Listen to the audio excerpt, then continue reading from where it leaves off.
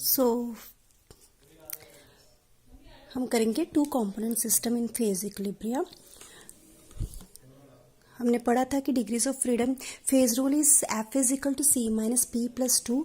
F is degrees of freedom, C is number of components, p was phase and 2 is 2.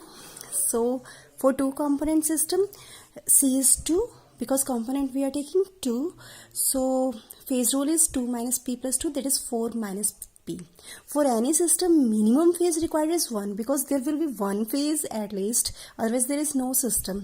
So f is equal to 4 minus 1 is equal to 3. That is, we require 3 degrees of freedom. Degrees of freedom are number of variables required to completely define the system. So we need at least 3 variables to completely define the system. जैसे कि हमने पहले one component पढ़ा था, उसमें 2 degrees of freedom हमें चाहिए होती थी, लेकिन यहाँ पे हमें 3 डिग्रीज ऑफ फ्रीडम चाहिए. So we need 3 dimensional axes. But how to draw such diagrams on paper?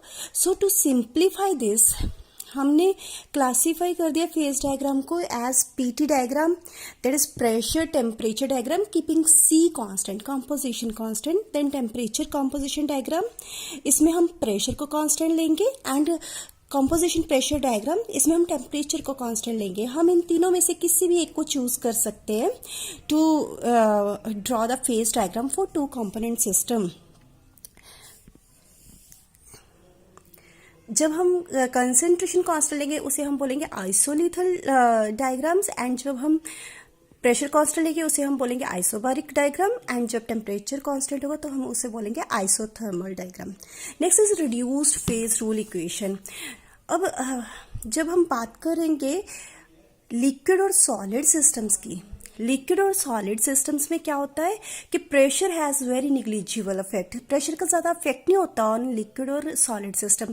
Pressure का इफेक्ट ज़्यादा गैशियस सिस्टम्स में होता है. तो नेचुरली प्रेशर का कोई इफेक्ट नहीं है, तो डिग्रीज ऑफ फ्रीडम जो हमारी 1 से रिड्यूस हो गई है ना, क्योंकि वो तो हमेशा सेम ही रहेगा. So we don't have to define the pressure, it is automatically fixed. So हमारी डिग्री ऑफ फ्रीडम 1 कम हो जाती है. सो फेज रूल से डिग्रीज ऑफ फ्रीडम पहले क्या थी, c minus P plus 2. So अब हम 1 से 1 रिड्यूस कर देंगे. So now reduced phase rule क्या आ जाएगा हमारा, c minus P plus 1. This is for solid and liquid system. इसे हम बोलते हैं रिड्यूस्ड फेज रूल इक्वेशन, क्योंकि अब डिग्रीज ऑफ फ्रीडम 1 रिड्यूस हो गई है.